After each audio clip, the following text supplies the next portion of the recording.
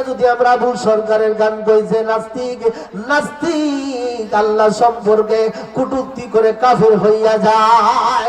বন্ধুরা আমার ভাইরা আমার, ওই জবান দিয়া যদি আমরা আল্লাহর নিয়ামতের শুকরিয়া আদায় করি, এই দুনিয়ার জমিনে আল্লাহ বরকত দিবেন।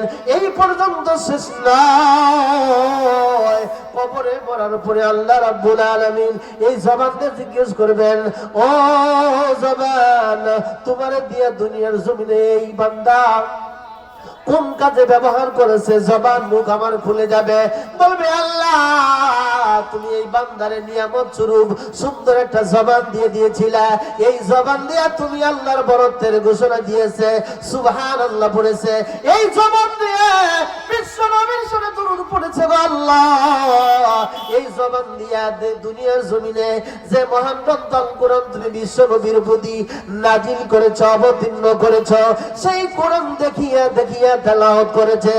আমি এই জবান আল্লাহ তোমার কাছে সুপারিশ করলাম, এই বান্দারে তুমি জান্নাতের ব্যবস্থা করে দাও। বলেন তো জবানটা যদি আমরা আল্লাহর নিয়ামতের শুকরিয়া স্বরূপ ব্যবহার করি, আমাদের জন্য ভালো না মন্দ? বন্ধুরা আমার ভাইরা আমার, যে সুন্দর একটা হাত দিয়ে দিয়েছে, আমার আপনার সুন্দর দুইটা হাত আছে, কিন্তু অনেক মানুষের দেখবেন এই দুইটা হাত নাই। ওই দুইটা হাত যাদের বিকলাঙ্গ রয়েছে, প্যারালাইজড রয়েছে, অর্ধাঙ্গ হয়েছে, যারা পঙ্গু, এই হাত দিয়ে ব্যবহার করতে পারে না, এরা ডাক্তারের কাছে যায়, কবিরাজের কাছে যায় জার ফুক নেওয়ার জন্য, এই হাতটাকে সুন্দর করার জন্য। কিন্তু ডাক্তার কবিরাজ যখন ফেল মেরে দেয়, কিন্তু আল্লাহ রাব্বুল আলামিন যদি মায়া করেন, দয়া করেন, এই হাত ভালো করার পারবে কি পারবে না? আল্লাহ রাব্বুল আলামিন এত সুন্দর দুইটা হাত দিছে, এই হাত দিয়া যদি আমরা এই কোরআন শরীফটা স্পর্শ করি, আমাদের জন্য নিয়ামতের শুকরিয়া স্বরূপ আল্লাহ রাব্বুল আলামিন আমাদের হাতের মধ্যে বরকত বাড়াইয়া দেবেন। বন্ধুরা আমার ভাইরা আমার, এই হাত দিয়া যদি আমরা মসজিদের কাজের জন্য ব্যবহার করি, কিয়ামতের ময়দানে নয়, কবরের জিন্দেগির মধ্যে এই হাত আমার পক্ষে আল্লাহর দরবারে সুপারিশ করে জান্নাতের ব্যবস্থা করবে, গুনাহ মাফের ব্যবস্থা করবে। বলেন তো এই হাত দিয়া মসজিদ, মাদ্রাসা, ধর্মীয় কাজের জন্য, ভালো কাজের জন্য ব্যবহার করার দরকার আছে না? না বন্ধুরা আমার ভাইরা আমার, এত সুন্দর দুইটা পা আল্লাহ রাব্বুল আলামিন দিয়েছেন, আপনি ইচ্ছে করলে এই পা দিয়ে রাত্রের বেলা হাইটে গিয়া জেনার কাজে ব্যবহার করতে পারবেন। আপনি ইচ্ছে করলে আপনার এই পা দুইটা দিয়ে রাত্রের বেলা গিয়া মানুষের চড়ার মধ্যে পেঁয়াজ রয়েছে, রসুন রয়েছে, বিভিন্ন ধরনের শস্যাদি রয়েছে, আপনি ইচ্ছে করলে হাইটে গিয়া ওইখান থেকে চুরি করে আনতে পারবেন। আবার আপনি যদি এই দুইটা পা দিয়া মসজিদে যখন আযান হয়, আল্লাহু আকবার, হাইয়া আলাস সালাহ, হাইয়া আলাল ফালাহ, ও দুনিয়ার জমিনের আল্লাহর গোলামেরা তোমরা, আমি আল্লাহর বরত্বের ঘোষণা এসে গেছে, তোমরা নামাজের দিকে আসো, কল্যাণের দিকে আসো। আপনি যদি এই পা দিয়া মসজিদে আযান হওয়ার সঙ্গে সঙ্গে মসজিদে হেঁটে যান, নামাজ পড়ার জন্য যান, কবরের ময়দানে হয়, হাসরের ময়দানে আপনার এই পা আপনার পক্ষে সুপারিশ করে জান্নাতের ব্যবস্থা করবে। বলেন তো আল্লাহর দেয়া নিয়ামত আমাদের জন্য এটা ভালো না খারাপ? কিন্তু আপনি যদি পা দিয়ে অন্যায় কাজের মধ্যে যান, মাকে লাথি মারলেন, মুরব্বিকে আঘাত করলেন, যাকে ইচ্ছে তাকে আপনি আঘাত করলেন, আল্লাহ রাব্বুল আলামিনের এই নিয়ামত কাল কিয়ামত মুসিবতের ময়দানে আপনার বিপক্ষে, আপনাকে জাহান্নামে নেওয়ার জন্য আল্লাহর দরবারে নালিশ করবে। আল্লাহ তুমি বান্দারে বানাইছিলা, তৈরি করেছিলা তোমার ইবাদত করার জন্য, ওয়া মা খালাকতুল জিন্না ওয়াল ইনসা ইল্লা লিয়াবুদুন।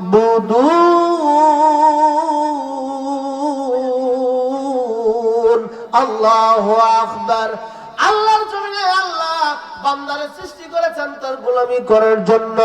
আল্লাহ তোমার বান্দা দুনিয়ার জমিনে তোমার গোলামি না করে এই মানুষটা এই পা দিয়া দুনিয়ার জমিনে শয়তানের পদঙ্ক অনুসরণ করিয়া দুনিয়ার মহবে সন্তানের মহাপদে বিবির ভালোবাসায় এই পা দিয়া অন্যায় করেছে, জুলুম করেছে। আমি পাপ তোমার বান্দার বিপক্ষে তোমার আদালতে আমি কি করলাম? শালিক কি দিলাম, বিচার দিলাম।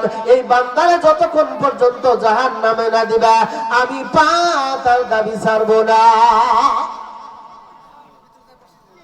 এই জন্য এই পা দিয়ে হাইটা আমাদের মসজিদ মাদ্রাসায় যাওয়ার দরকার আছে না নাই? বাবাজি, এখনো অনেক মানুষ বাড়িতে বসে রয়েছে। আপনি নামাজ পড়েন নাই, অসুবিধা নাই। আপনি দান করেন নাই, অসুবিধা নাই।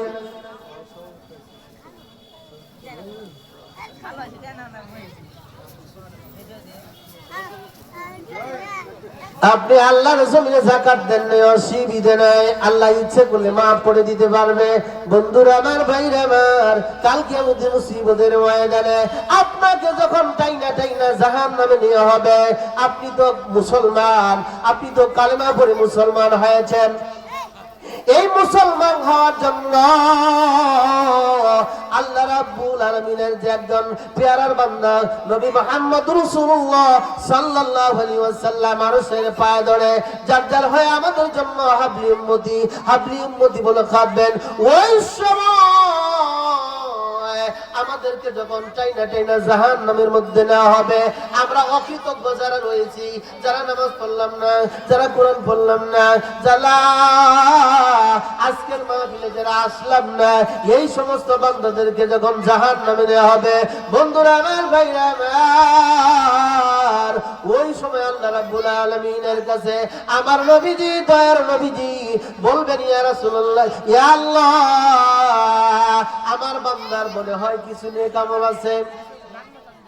যখন তার আমল নামায় তালাশ করা হবে, জীবনে নামাজ পড়ে নাই, সত্য কথা বলে নাই, ভালো কিছু করে নাই, কিন্তু আজকের এই মাহফিলের মতো একটা জায়গা, কোরআনের মাহফিলে একদিন জীবনে একদিন আসছিল, খুঁজা যখন বের করা হবে, আল্লাহ রাব্বুল আলামিনের কাছে দয়ার নবীজি বলবেন, মাবুদ, আমি বিশ্বাস করি না তার আমল নামা বাড়ি হবে। আমার সামনে আমার উম্মতের জন্য মিজানের পাল্লায় তার আমল নাম্বারটা তুলে দেন। ওই সময় বিশ্বনবীর মর্যাদার কারণে, বিশ্বনবীর সম্মানের কারণে, বিশ্বনবীর ইজ্জতের কারণে, কোরআনের মাহফিলে বসার কারণে আপনার আমল নামাটা বিশ্বনবীর চায়ে দেখবেন, দাঁড়ায় দেখবেন, বিশ্বনবীর মর্যাদার কারণে আপনার আমল নামাটা বাড়ি হয়ে যাবে। আপনার পিছনের জিন্দেগীর গুনাহ আল্লাহ মাফ করে দিবে। আজকের মাহফিলে আসলে লাভ না ক্ষতি হবে। বন্ধুরা আমার, ভাইরা আমার, যারা জিদ ধরে বাড়িতে এখনো বয়ে রয়েছেন, কিয়ামতের মাঠে নয়, কবরে যাওয়ার পরে আপনাকে জিজ্ঞাসা হবে, আপনার বাড়ির কাছে যে এত সুন্দর একটা কোরআনের মাহফিল সাজানো হয়েছিল, ওই কোরআনের মাহফিলে তুমি কেন যাও না? এই জন্য আমার বাবাজিরা, বন্ধুরা আমার, এখনো যারা বাড়িতে বসে রয়েছেন, গুনাহ মাফের জন্য টাকা দেওয়ার দরকার নাই, এই মাদ্রাসায় টাকা দেওয়ার দরকার নাই। আপনি আপনার ভালোর জন্য, আপনি আপনার গুনাহ মাফের জন্য দয়া করে হলে 5 মিনিটের জন্য মাহফিলের দিকে চলে আসেন, একটু জিকির করেন, লা ইলাহা লা ইলাহা, জোরে লা ইলাহা লা ইলাহা লা ইলাহা লা ইলাহা লা ইলাহা ইল্লাল্লাহু মুহাম্মাদুর রাসূলুল্লাহ। আল্লাহ যে নিয়ামত দেওয়ার পরে নিয়ামতের নাশুকরিয়া আদায় করলে আল্লাহ নিয়ামত ছিনাইয়ে নেয়, বালা মুসিবত দিয়া গ্রেফতার করে। তার সুন্দর একটা ঘটনা, সুন্দর একটা হাদিস আল্লাহ রাব্বুল আলামিন সুন্দর একটা বর্ণনা কোরআন শরীফের সূরা কলামের মধ্যে দিয়েছেন। জোরে বলেন সুবহানাল্লাহ। সূরা কলামের মধ্যে আল্লাহ রাব্বুল আলামিন তাফসীর মারিফুল কোরআন তাফসীর ইবনে কাসিরের মধ্যে বর্ণনায় আসতেছে, বন্ধুরা আমার, ভাইরা আমার, আল্লাহ রাসূলের সাহাবী হযরত ইবনে আব্বাস রাদিয়াল্লাহু তাআলা হতে বর্ণিত, তিনি বর্ণনা করেন এই ঘটনাটা ঘটেছে ঈসা নবী, ঈসা রুহুল্লাহ, আমার নবী আগমনের কয়েক বছর আগে, এবং ঈসা নবী দুনিয়ার জমিন থেকে যখন আসমানে চলে গেছেন তার কয়েক বছর পরে, জুড়ে বলেন সুবহানাল্লাহ। আল্লাহর নবী তার জবান দিয়ে বলেছেন, আব্বাস হইতে বর্ণিত, আব্বাস বলতেছেন এই ঘটনাটা ইয়ামিন নামে একটা দেশ রয়েছে, এই ইয়ামিনের যে রাজধানী রয়েছে, এই ইয়ামেনের রাজধানী সানআ, সানআ থেকে 6 মাইল দূরে একটা শহর রয়েছে, একটা গ্রাম রয়েছে। ওই গ্রামের মধ্যে একজন বিত্তশালী মানুষ ছিলেন, ধনী মানুষ ছিলেন, টাকাওয়ালা ছিলেন, পয়সাওয়ালা ছিলেন এবং আল্লাহওয়ালা ছিলেন। জোরে জোরে বলেন সুবহানাল্লাহ। ওই ইয়ামেনের সানার নিকটবর্তী একজন বাগানের মালিক ছিল, তার অনেকগুলা খেজুরের বাগান ছিল। আমার বন্ধুরা, আমার বাবাজিরা, ওই বাগানের মালিক, তার যে কয়েক বিঘা জমি ছিল, এই কয়েক বিঘা জমির মধ্যে খেজুরের বাগান ছিল। এই খেজুরের বাগান এই পরিমাণ খেজুর ধরত, উনি মনসে মন গাদার পিঠে উটের পৃষ্ঠে আরোহণ করিয়া বাজারে বিক্রি করতেন। জুড়ে বলেন সুবহানাল্লাহ।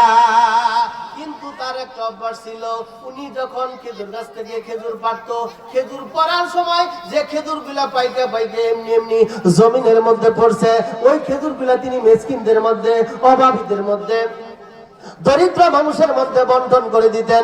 জোরে জোরে বলি সুবহানাল্লাহ।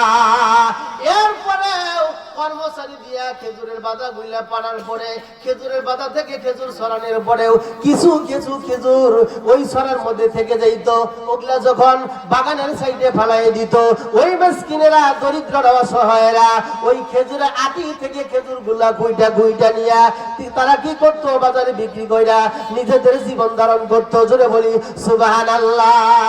এই জন্য ওই এলাকার অসহায়রা, দরিদ্র মানুষ যারা ছিল, যারা মিসকিন ছিল, ওই যে মালদার লোকটা, ওই যে ধনী মানুষটা, ওই যে বাগানের মালিক যখন বাগান থেকে খেজুর পাড়তো, ওই সময় এলাকার মিসকিনেরা, দরিদ্র মানুষেরা গিয়া বাগানের চতুর্দিক দিয়া ঘিরা লইতো। জোরে জোরে বলি সুবহানাল্লাহ।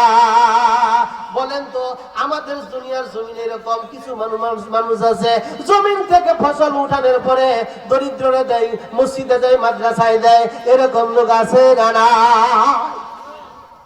এই জন্য আল্লাহ রাব্বুল আলামিন ওই খেজুরের বাগানের মালিক আল্লাহ রাব্বুল আলামিন আরো বেশি বেশি খেজুর দিত। কিন্তু আমার ভাইরা, আমার বন্ধুরা, খেজুরের বাগানের মালিক যখন মরে যায়, তার 3টা সন্তান ছিল। এই 3টা সন্তানের মধ্যে 2টা সন্তান একটু বদ মেজাজি ছিল, একটু কর্কশ মেজাজের ছিল, একটু কৃপণ মনা ছিল, একটু দান থেকে দূরে থাকতো, মসজিদ মাদ্রাসা পছন্দ করতো না, আলেম ওলামা পছন্দ করতো না, দাড়ি টুপি পছন্দ করে নাই। জোরে জোরে বলি নাউজুবিল্লাহ। 3 ভাই পরামর্শ করে, ও ভাই তোমরা সংগ্রাম করে, বাবা তা ছিল বোকা, তেমন ওরা বুঝে নাই। আমরা বুঝি, আমরা চালাক, আমরা পড়াশোনা করে চালাক হয়েছি। এখন আর বাগান থেকে যখন আমরা খেজুর পারবো, এই খেজুর কাটার সময় যারা মিসকিনের বাচ্চারা দেয়ার টের না পায়, অভাবী লোকেরা যেন বুঝতে না পারে, এই জন্য আমরা রাতের বেলা গিয়া ওই বাগান থেকে খেজুর গুলা কাইটা সালার মধ্যে বইরা কাটা দিয়ে আমরা বাজারে বিক্রি করব, মিসকিনেরা জানবে না। বন্ধুরা আমার, ভাইরা আমার, কিন্তু ওই ধনী মানুষটা, বাগানের মালিক, মেজু ছেলেটা একটু নামাজি ছিল, বাবার কিছু খ্যান পাইছে, বাবার কিছু অভ্যাস তার মধ্যে আছে। জোরে বলি সুবহানাল্লাহ। বলতেছে, না না, আল্লাহর দেওয়া বাগান, আল্লাহর দেওয়া খেজুরের গাছ, এটা আমার আব্বা মিসকিনদেরকে দান করছেন, দানের বদলতে আল্লাহ রাব্বুল আলামিন বাগানের মধ্যে বরকত নাজিল করছেন। এটা যদি আমরা করি, আমাদের উপর গজব আসবে, আমাদের উপর লানত আসবে, আল্লাহ নারাজ হয়ে যাবে। এবার আর 2 ভাই বলতেছে, তুই দেখা দেখা, আমরা দিব না। কি করবে? বড় 2 জনের অন্য 2 ভাইয়ের কথা শুনিয়া এবার যেটা বাবার আদর্শে আদর্শিত ছিল, বললো যে ঠিক আছে। এবার তারা চিন্তা করতেছে, আমরা যদি দিনের বেলায় বাগান থেকে খেজুর পারি, তাহলে মিসকিনরা তো আমার আব্বা যেরকম খেজুর বিলাইছে, তারা গিয়া বসে থাকবে খেজুর নেওয়ার জন্য। আমরা এবার রাত্রে বেলায় চুপি চুপি যাইয়া খেজুর বাগান থেকে খেজুর পাইলে আমরা বাজারে বিক্রি করব। বন্ধুরা আমার, ভাইরা আমার, এবার তারা রাত্রে বেলা যখন উঠতেছে, এক ভাই আরেকবারে চুপি চুপি ডাকে, কানে কানে কয় তাড়াতাড়ি উঠ, আমরা এবার খেতে চলে যাব, বাগানে চলে যাব খেজুর পাড়ার জন্য। মিসকিনের বাচ্চারা যেন টের না পায়, অভাবী লোকেরা যেন বুঝতে না পারে, এই জন্য তারা বাগান থেকে খেজুর পাড়ার জন্য রাত্রের বেলায় যখন চলে যায়। আমার বাবাজিরা, বন্ধুরা আমার, আল্লাহ এটা জানে কি জানে না? বলেন তো, আল্লাহ এটা জানে কি জানে না? আল্লাহ যদি জানে, আল্লাহ এটা ফিরাবার ক্ষমতা তার আছে না নাই? একটু জিকির করেন, লা ইলাহা, জোরে লা ইলাহা, হো লা ইলাহা, হো লা ইলাহা, হো লা ইলাহা, হো লা ইলাহা, জোরে লা ইলাহা। রাতের আধারে যখন তারা খেজুর পাড়ার জন্য, খেজুর আনার জন্য চুপি চুপি এক ভাই আরেক বাইরে ডাকে, এর মধ্যে আল্লাহ রাব্বুল আলামিন এমন একটা বাহিনী পাঠাই দিয়েছে, দমকল বাহিনী পাঠিয়ে দিয়েছে। তোরা মিসকিন রে ঠকাবি, তোরা অভাবী লোকেরা ঠকাবি, আমি তার আগে আমার এক পঙ্কপাল বাহিনী পাঠিয়ে দিতেছি। জোরে বলে সুবহানাল্লাহ। আল্লাহ রাব্বুল আলামিন সূরা কলমের মধ্যে 19 নম্বর আয়াতের মধ্যে বলতেছেন, ফাতাফা আলাইহা তাইফুম মির রাব্বিকা ওয়া হুম নাইমুন। আল্লাহু আকবার। আল্লাহ রাব্বুল আলামিন তাদেরকে শাস্তি করার জন্য, বান্দারে আমি তোমাদেরকে নিয়ামত দিয়েছি আমার শুকরিয়া আদায় করার জন্য, তোমরা আমার নিয়ামত শুকরিয়া আদায় করবে, আমি নিয়ামত বাড়াই দিব, আমার উপর দিয়ে চালাকি করো। আল্লাহ রাব্বুল আলামিন বাগানের উপর দিয়ে আগুনের উল্কা পিণ্ড পাঠাই দিয়েছে, সমস্ত খেজুরের বাগান পুড়ে ছারখার হয়ে গেছে। জোরে জোরে বলি নাউজুবিল্লাহ। এমন পুরা পুড়ছে, পুরার বর্ণনা আল্লাহ রাব্বুল আলামিন কোরআনের মধ্যে সূরা কলমের 20 নম্বর আয়াতের মধ্যে বলতেছেন, فأصبحت كالصريم। আল্লাহু আকবার। পুইরা একেবারে কালো বর্ণ হয়ে গেছে, ছাই হয়ে গেছে। জোরে জোরে বলি সুবহানাল্লাহ। এরপরে তারা যখন সকালবেলা, ভোরবেলা একজন আরেকজনের ডাইকে নিয়ে ফজর নামাজের আযানের আগে একজন আরেকজনের ডাইকে নিয়ে যখন বাগানের দিকে চলে গেছে, এখানে আল্লাহ রাব্বুল আলামিন বলতেছেন, আনিকুদু আলা হারুসিকুম ইন কুনতুম সারিমিন। আল্লাহু আকবার। তারা একে অপরে নিম্ন স্বরে ডাক দিছে। বন্ধুরা আমার, ভাইরা আমার, এভাবে তারা যাওয়ার পরে দেখলো যে তাদের বাগান তারা চিনে নাই। এক ভাই কয় আরেকবারে কয়, কি ব্যাপারে নি, তো বাগান আসছিলাম বলে মনে আমরা পথ ভুলে আসছি। কয় না, এই যে আমার বাগানের সাইডে অমুকের বাগান আছে, অমুক তালুকদারের বাগান আছে, সেই বাগান দেখতেছি। এবার ওই যে ধার্মিক ভাইটা, যেটা বাবার সুরত পাইছে, বাবার খাসিলত পাইছে, বলতেছে, ভাই আমি না বলেছিলাম যে মিসকিনদেরকে ঠকানো যাবে না? আমার আব্বা যে কাজটা করেছে এটাই ভালো করেছে। আমার মনে হয় আল্লাহ রাব্বুল আলামিনের পক্ষ থেকে আমাদের উপর গজব নাজিল করেছে। শেষ পর্যন্ত তারা তাদের বাগানগুলা ভালো করে দেখার পরে দেখলো যে তাদের বাগানগুলা পুরা সরকার হয়ে গেছে। এবার ওই ধার্মিক ভাইটা বলতেছে এখনো সময় আছে, ওই আল্লাহর কাছে তওবা করি, যদি আমরা আল্লাহর কাছে যদি মাপ চাই, আমরা যদি সংশোধন হইয়া যাই, আশা করা যায় আল্লাহর নিয়ামতের যদি শুকরিয়া আদায় করি, আল্লাহ রাব্বুল আলামিন এই জমিনের মধ্যে চাইতে ভালো বাগান দিতে পারে। সঙ্গে সঙ্গে তারা আল্লাহর কাছে তওবা করলেন।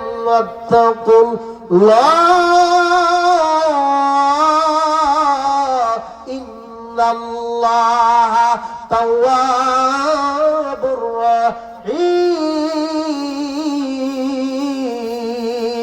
আল্লাহু আকবার। তারা আল্লাহরে জম্মের মতো ভয় করার পরে তারা আল্লাহর কাছে তওবা করলেন। তওবা করার পরে তারা আবার নতুন করে বাগানটা সাজাইলো, নতুন করে তারা খেজুরের গাছ লাগাইলো।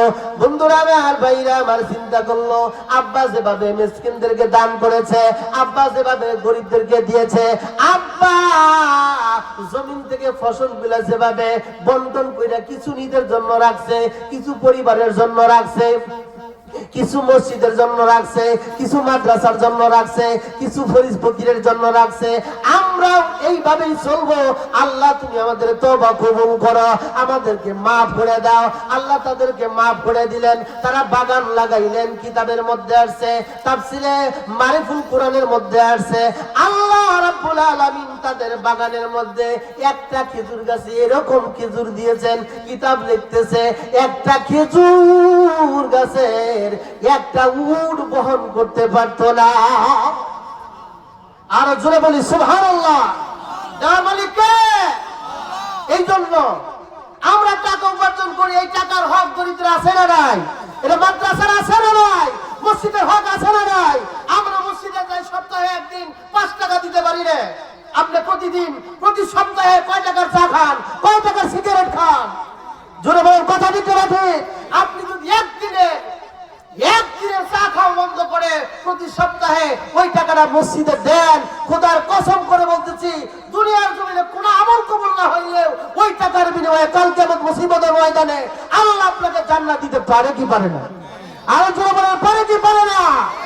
7 ধরনের লোক আল্লাহ রাব্বুল আলামিন আরশের নিচে ছায়া দিবেন। তার একজন হইল যারা গোপনে আল্লাহর রাস্তায় খরচ করে।